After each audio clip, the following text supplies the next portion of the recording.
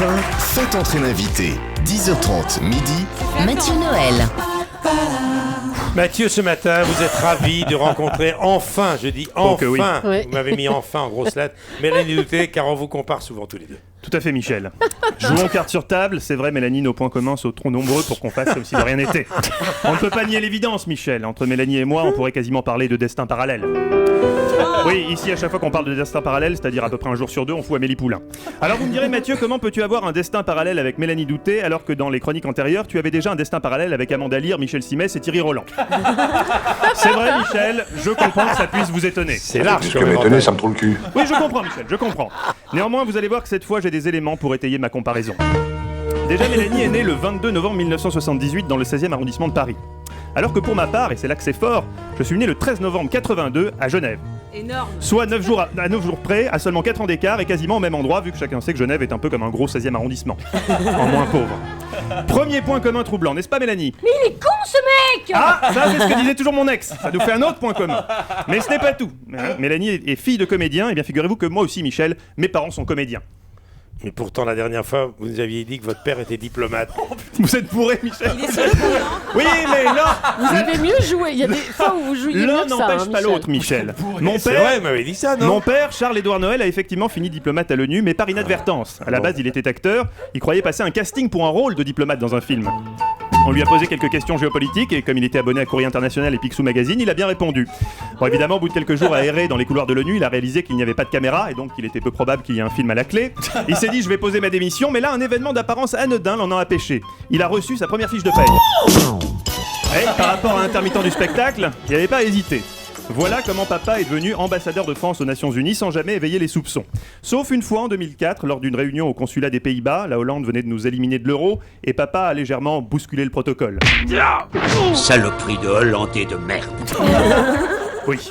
Pour autant, mon père n'a jamais renoncé à sa passion. Une fois acquitté ses devoirs diplomatiques, la nuit venue, il se produisait sous un pseudonyme dans un café-théâtre de la vieille ville de Genève, réputé pour ses numéros transformistes, chez Michouille.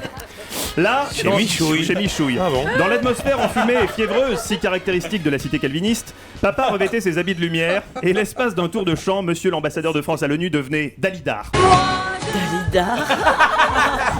Dalida. L'imitation était très réussie, surtout en termes de strabisme. Michouille et Dalida. Un peu plus tard dans la soirée, le jeune épi aidant, il n'était pas rare que papa entonne la valse à 1000 temps de Brel en suisse allemand.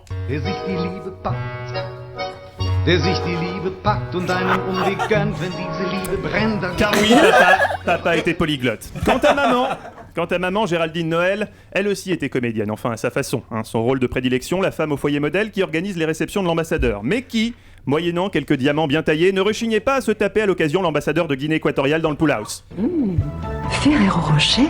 Non maman, c'est pas un Ferrero Rocher. Enfin, pardon maman. Enfin, dernier point commun qu'on a avec Mélanie, c'est qu'on aime tous les deux beaucoup Gilles Lelouch. La seule différence, c'est que de Gilles, Mélanie a eu un enfant. Enfin, moi j'ai juste réussi à avoir une dédicace au Festival de l'Alpe d'Huez. C'est peut-être moins fort, mais ça a l'avantage de faire moins de bruit.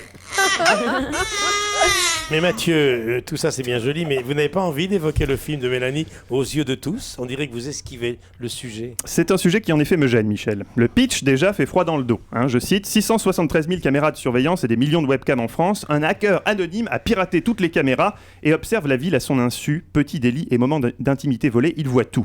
Malheureusement, ceci n'est pas une fiction. Les faits sont avérés. Ce hacker, qui épive aux moindres faits et gestes, existe vraiment.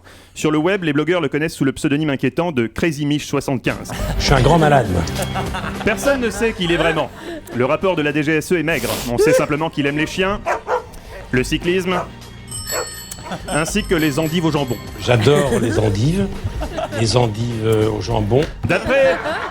D'après des empreintes ADN relevées sur le clavier d'un cybercafé de Pigalle, une datation au carbone 14 le confirme, Crazy Mich ne serait pas un perdreau de l'année. Il aurait vécu toutes les révolutions technologiques. La roue, l'électricité, puis à la fin des années 70, l'électrolyse.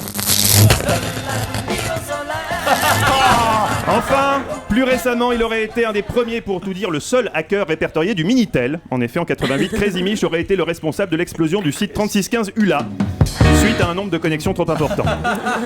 Alors, qui est ce mystérieux Crazy Mich? Divulguera-t-il au grand public les images de la webcam de Faustine Bollard hier soir? Images embarrassantes, puisqu'elle révèle que quand les circonstances l'y poussent, Faustine peut mentir avec un aplomb étonnant. Oui, suis vierge. Espérons pour elle que Krasimir soit rapidement interpellé. Chère Mélanie, je vous souhaite bon vent. Vous transmettrez mes amitiés à Gilles, même si sur l'autographe il a écrit Mathieu avec un seul T, ce qui n'est pas très malin. Quant à moi, je m'éclipse, je vais retrouver mon père. Il donne une conférence à l'Institut du monde arabe cet après-midi, si ça vous dit. Il va présenter la position officielle de la France sur le dossier israélo-palestinien. Hein, papa? Oui, il se prépare. Mathieu Noël. Merci Mélanie. Merci à vous. Allez applaudir Mélanie Douté.